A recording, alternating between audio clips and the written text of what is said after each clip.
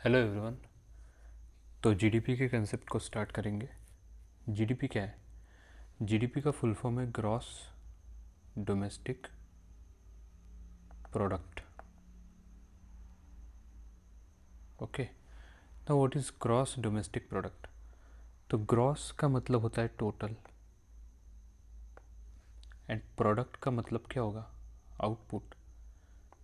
जो भी goods and services हमने प्रोड्यूस की है इकोनॉमी में, जो भी गुड्स एंड सर्विसेज हमने प्रोड्यूस की है, उसका जो फाइनल आउटपुट आया है उसी उसी को हम प्रोडक्ट बोलेंगे। और ग्रॉस क्या? जो टोटल गुड्स एंड सर्विसेज हमने प्रोड्यूस की है उसको ग्रॉस बोलेंगे। अब एक कंसेप्ट आता है इसमें डोमेस्टिक का। तो डोमेस्टिक मतलब क्या है? Domestic territory. Domestic territory. तो व्हाट इज़ डोमेस्टिक टेरिटरी? तो जो मेन कंसेप्ट है ग्रॉस डोमेस्टिक प्रोडक्ट में, वो डोमेस्टिक टेरिटरी का ही है। इसको समझना बहुत ज़्यादा इम्पोर्टेंट है, नहीं तो जीडीपी और जीएनपी में जाके आगे जाके कन्फ्यूजन होता है। तो डोमेस्टिक टेरिटरी का कंसेप्ट देखते हैं। तो डोमेस्टिक टेरिटरी में क्या क्या आएगा?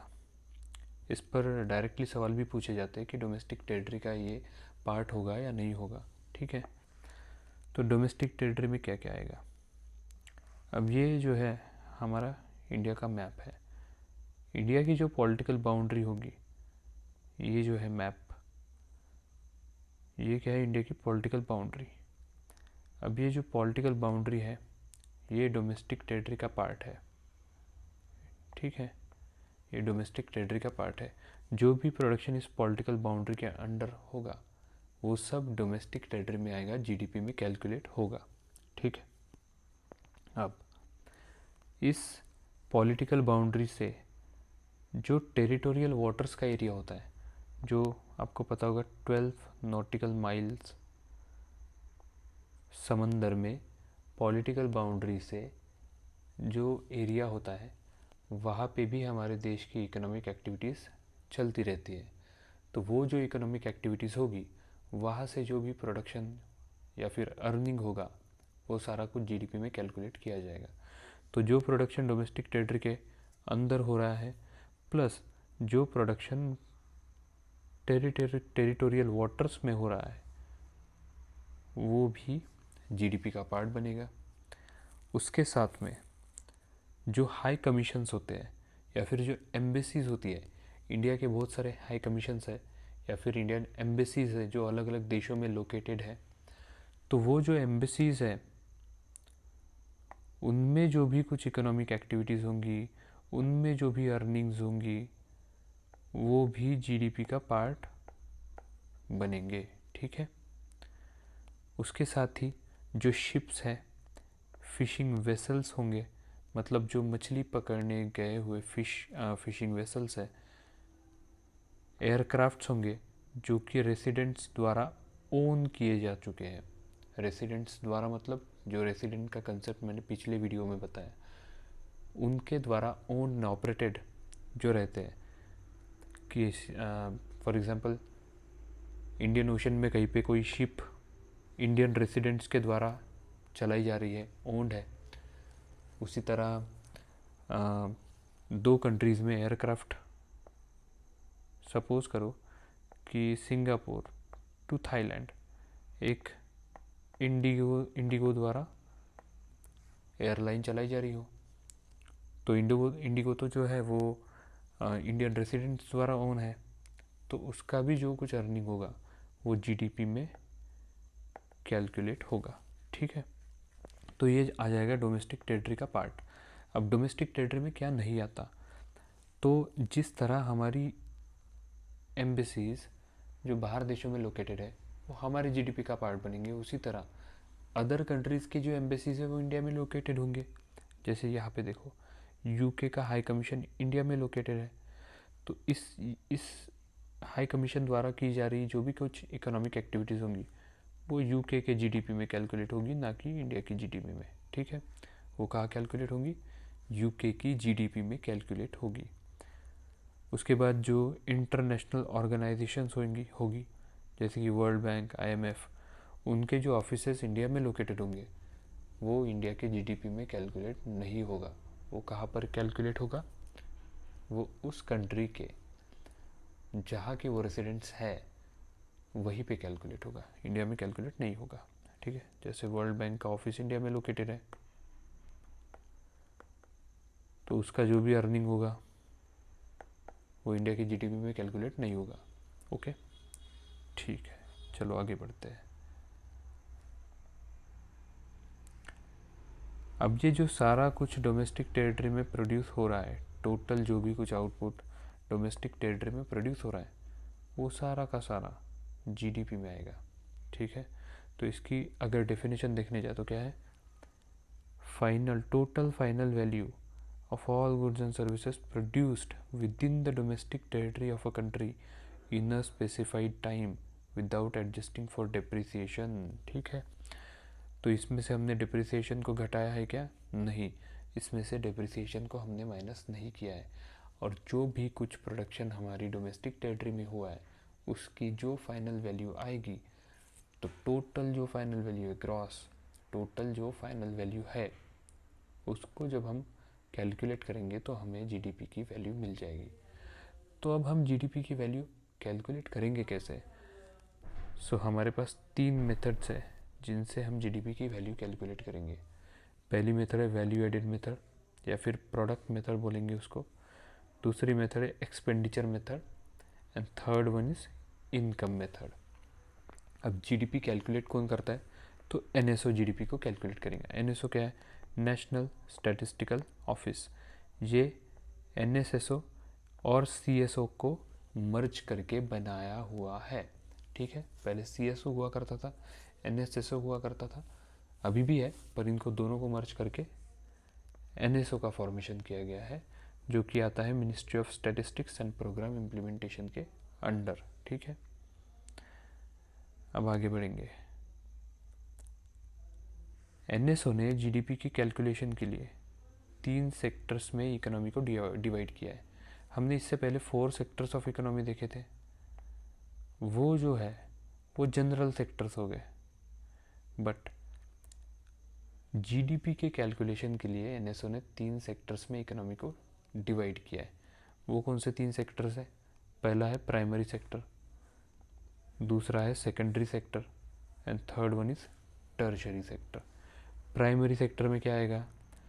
प्राइमरी सेक्टर में नेचुरल रिसोर्सेज का यूज़ करके जो कमोडिटीज़ को बनाया जा रहा है वो सारा कुछ प्राइमरी सेक्टर में आएगा। फॉर एग्जांपल एग्रीकल्चर सेक्टर है, तो एग्रीकल्चर में हम लोग क्या कर रहे हैं? एग्रीकल्चर में हम लोग नेचुरल रिसोर्स लैंड का यूज़ कर रहे हैं, और लैंड में से हम क्या बना रहे हैं? हम क्रॉप्स को ग्रो कर रहे हैं। राइस हो गया, व्हीट हो गया, ये जो क्रॉप्स है ये हम नेचुरल रिसोर्सेज का यूज़ करके ग्रो कर रहे हैं। तो वो सारा कुछ आ गया प्राइमरी सेक्टर में एग्रीकल्चर के साथ। और एलाइड जो एक्टिविटीज़ है, एलाइड में क्या आएगा? फिशरीज आएगा,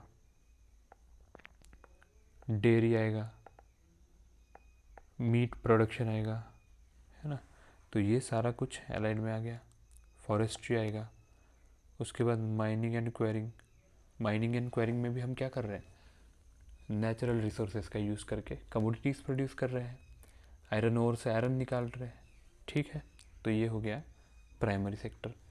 दूसरा कौन सा है? Secondary sector. सेकेंडरी सेक्टर्स में हम क्या कर रहे हैं? कमोडिटीज़ को अदर कमोडिटीज़ में कन्वर्ट कर रहे हैं। ठीक है, अब इसमें क्या आएगा? मैन्युफैक्चरिंग। मैन्युफैक्चरिंग में भी 2 parts, registered manufacturing and unregistered manufacturing. Registered manufacturing क्या होता है? जो फैक्ट्रीज एक्ट 1948 के अंडर मैन्युफैक्चरिंग फर्म्स रजिस्टर्ड हो, वो रजिस्टर्ड मैन्युफैक्चरिंग में आएगी, और जो नहीं है रजिस्टर्ड वो अनरजिस्टर्ड में आएंगे। और एक क्राइटेरिया इसके लिए देखा जाता है कि 10 से ज़्यादा हायर्ड वर्कर्स हो, तो वो कहाँ आएगा? रजिस्टर्ड मैन्युफैक्चरिंग में। अगर 10 से कम वर्कर्स है तो वो अनरजिस्टर्ड में आएगा। उसके बाद कंस्ट्रक्शन सेक्टर को किस में डाला है हमने? सेकेंडरी में डाला है। कंस्ट्रक्शन को सेकेंडरी सेक्टर में डाला है। Public utilities, electricity, gas, water, ये भी सेकेंडरी सेक्टर में आएगा। टर्शियरी सेक्टर में क्या आएगा? तो टर्शियरी में services, for example educational services, transport service हो गया, रिपेयर सर्विसेज, आईटी, आईटीईएस, और क्या आएगा, और कौन सी सर्विसेज? तो हॉस्पिटैलिटी हो गया, ये सारा कुछ सर्विसेज में आएगा। ठीक है, तो ये हो गए 3 सेक्टर्स गिवन बाय एनएसओ। अब हम आएंगे मेथड्स की तरफ। कौन सी मेथड्स हम यूज़ करेंगे टू कैलकुलेट द जीडीपी? तो उसमें सबसे पहली है प्रोडक्ट मेथड या फिर value added method.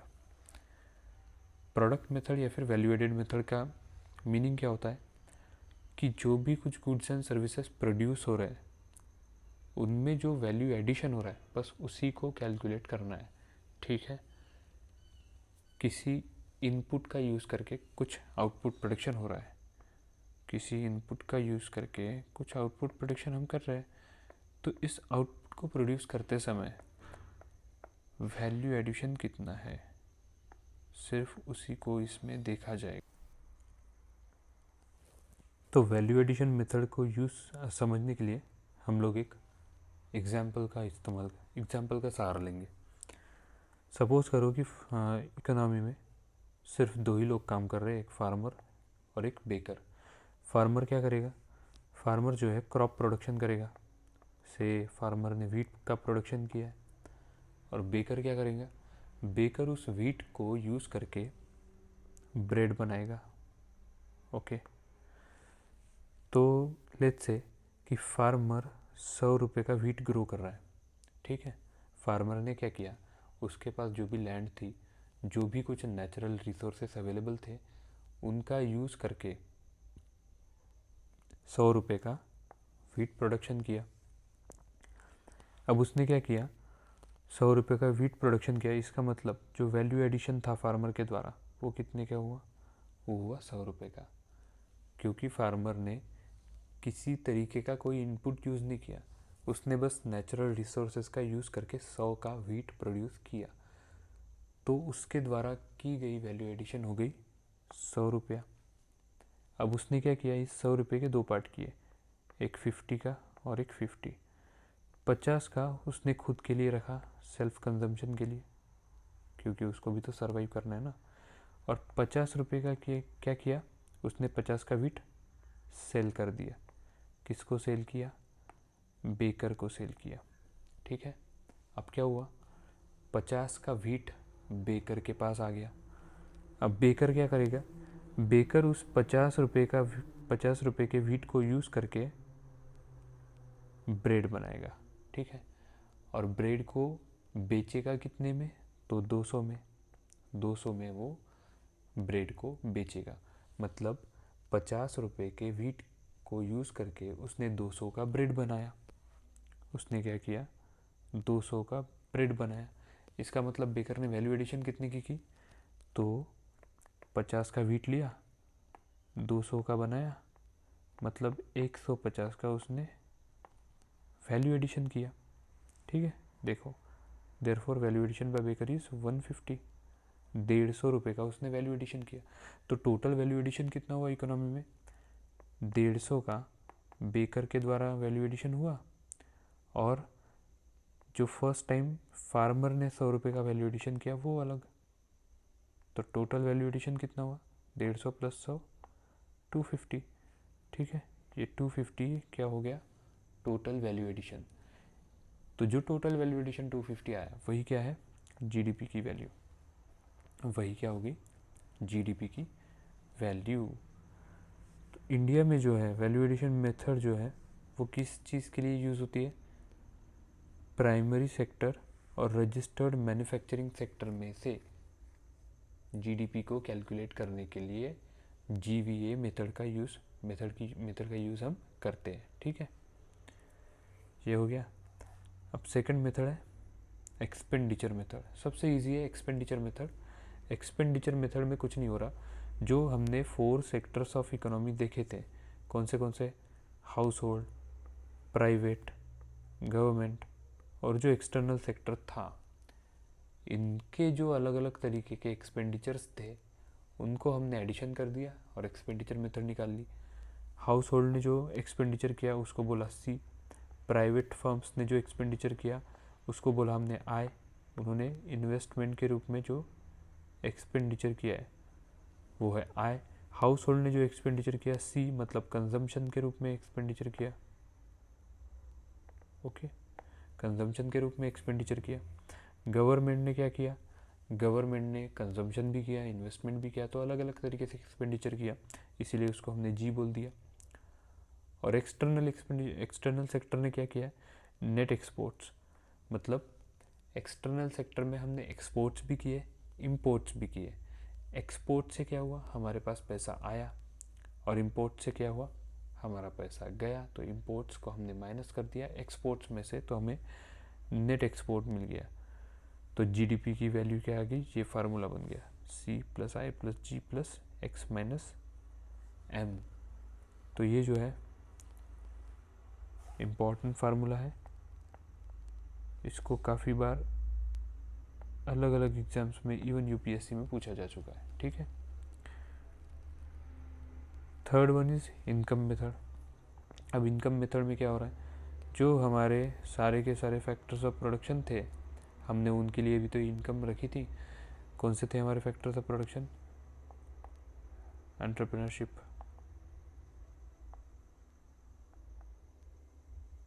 Capital, natural resources and labour. इनको हमने क्या क्या एक रिटर्न दिया था, एंटरप्रेन्योरशिप को प्रॉफिट, कैपिटल को इंटरेस्ट, नेचुरल रिसोर्सेज को रेंट एंड लेबर को वेजेस। इन सब का एडिशन कर दिया, हमें इनकम मेथड के द्वारा मिल गया, ठीक है। जीडीपी क्या है, profit plus interest plus rent plus wages, simple. अब इनकम मेथड क्या करती है, फैक्टर इनकम को 3 टाइप्स में डिवाइड करेगी। एक बोलेगी कंपनसेशन ऑफ एम्प्लॉयज़, दूसरा है operating surplus, and third is mixed income of self employed. तो जो एम्प्लॉयज़ है उनका कंपनसेशन किस रूप में रहता है, उनका कंपनसेशन रहता है वेजेस के फॉर्म में, तो wages and salaries received by employees. Operating surplus क्या है, अब वेजेस एंड सैलरीज को हटा के बाकी का जो बच रहा है, रेंट, इंटरेस्ट, प्रॉफिट, ये आ गया ऑपरेटिंग सरप्लस में। और तीसरा कौन है, जो सैलरीड नहीं है, जो एम्प्लॉयड नहीं है, जो सेल्फ एम्प्लॉयड है, उनके द्वारा अर्न की गई जो सारी की सारी फैक्टर इनकम है वो इसमें आ जाएगी। WRIP फॉर सेल्फ एम्प्लॉयड वो इसमें आ जाएगा।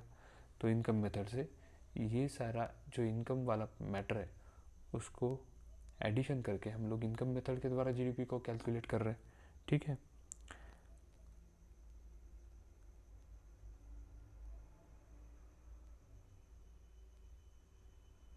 अब आता है concept of potential GDP and actual GDP. So potential GDP क्या है, पोटेंशियल जीडीपी मतलब जब हम सारे का इकोनॉमी में अवेलेबल सारे के सारे रिसोर्सेस होंगे, है ना, इकोनॉमी में जितने भी कुछ रिसोर्सेस हैं उनका जब ऑप्टिमम यूटिलाइजेशन कर लेंगे उसके बाद जो जीडीपी जाके अचीव होगी वो जीडीपी है पोटेंशियल जीडीपी। और एक्चुअल जीडीपी क्या है कि एक्चुअल सेंस में हम लोग रिसोर्सेस का किस तरह से यूटिलाइजेशन कर रहे हैं। तो एक्चुअल जीडीपी मतलब एक प्रकार से जो रियल में है वो, और पोटेंशियल मतलब जो हम अचीव कर सकते हैं तब जब हमारे सारे के सारे रिसोर्सेस फुल्ली यूटिलाइज्ड हो, उसको बोलेंगे पोटेंशियल जीडीपी, ठीक है। Generally potential GDP is always greater than actual GDP, but potential GDP real terms में अचीव करना बहुत ज़्यादा मुश्किल है। एक्चुअल जीडीपी हमको बहुत सारे चढ़ उतार के साथ देखने को मिलती है। तो जो जीडीपी ऐसा, जीडीपी का ग्राफ कैसे जाता है, ऐसा ऐसा ऐसा ऐसा ऐसा, तो ये जो है ये है एक्चुअल जीडीपी, ठीक है, ओके। इंडिया में 2015 से जीडीपी जो है वो मार्केट प्राइस पे कैलकुलेट हो रहा है rather than eight factor cost. अब ये फैक्ट है, इसको रट लो। मार्केट प्राइस क्या होती है, फैक्टर कॉस्ट क्या होती है, वो आगे मैं बताऊंगा, ठीक है। आगे मतलब पिछले वीडियो में मैंने बताया था। तो अगर आपने वीडियो नहीं देखा होगा तो जाके देख लो, बिकॉज ये कंसेप्ट्स आर इम्पोर्टेंट। ठीक है, तो इस वीडियो में इतना ही, बाकी हम अगले लेक्चर्स में देखेंगे। Thank you.